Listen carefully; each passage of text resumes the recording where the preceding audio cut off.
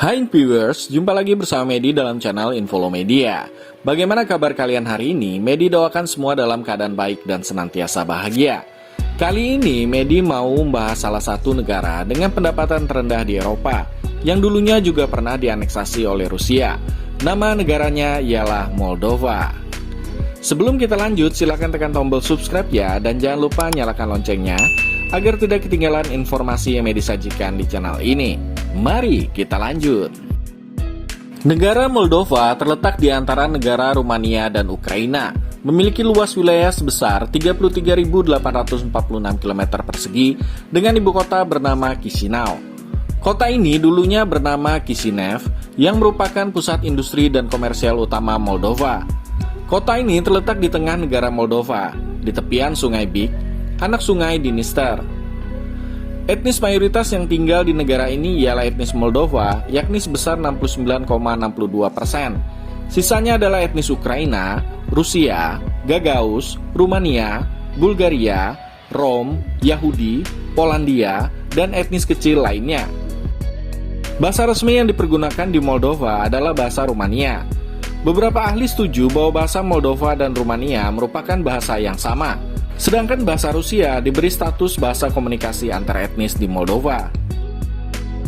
Agama yang paling banyak dipeluk di Moldova adalah Kristen Ortodoks Timur, yakni 93,3%. Diskriminasi berdasarkan afiliasi agama adalah ilegal, dan hasutan kebencian terhadap agama dan etnis dinyatakan ilegal pada bulan Mei tahun 2022 berdasarkan konstitusi Moldova.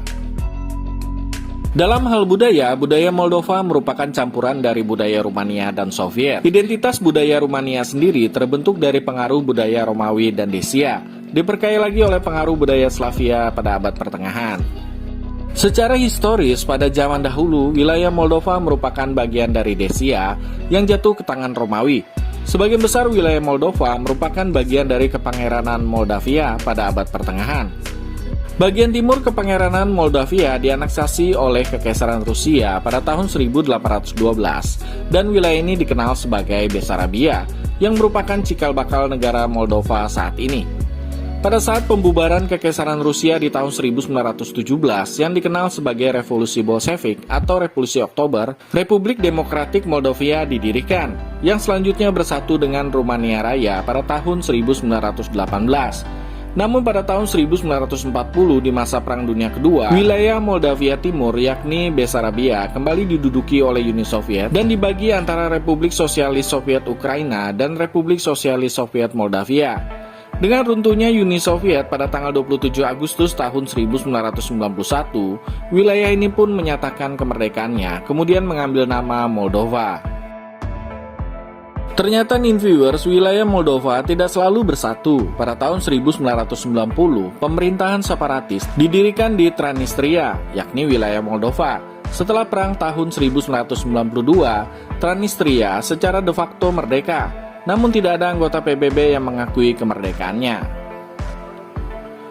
Moldova merupakan negara demokrasi parlementer di mana kepala negara Moldova adalah seorang presiden yang dipilih oleh parlemen Moldova.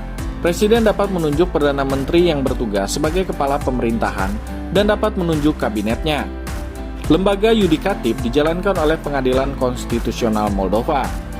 Badan Legislatif Moldova adalah Parlemen Moldova yang memiliki 101 kursi dan anggotanya dipilih 4 tahun sekali. Moldova juga adalah salah satu negara dengan ekonomi termiskin di Eropa. Perekonomiannya mengandalkan bidang agrikultur seperti dalam usaha pengembangan anggur serta jasa. Industri utamanya bergerak dalam bidang pengolahan gula, minyak sayur, dan pengolahan makanan. Nah, bagaimanakah dengan pariwisata yang ada di Moldova? Mari kita lihat.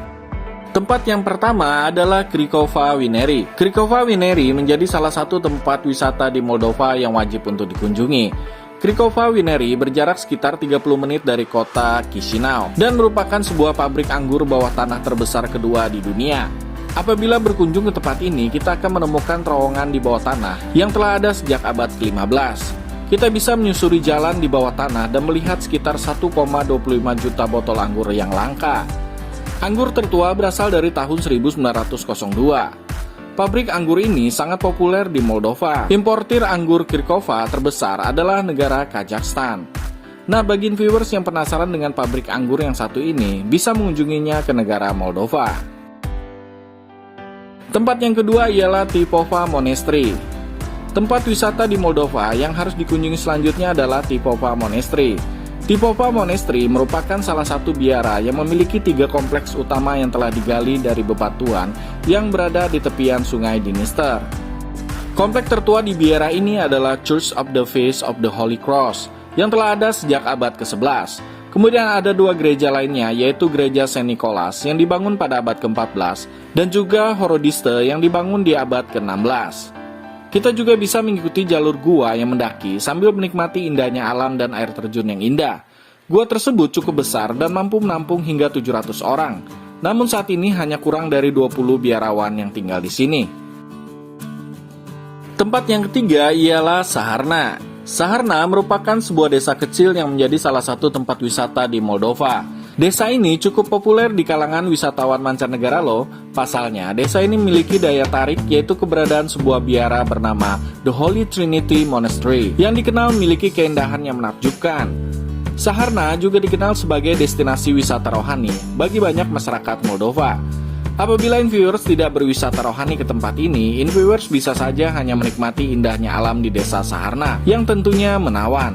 Desa ini memiliki 22 air terjun yang indah dan salah satu air terjun yang paling terkenal adalah Gypsy Hole.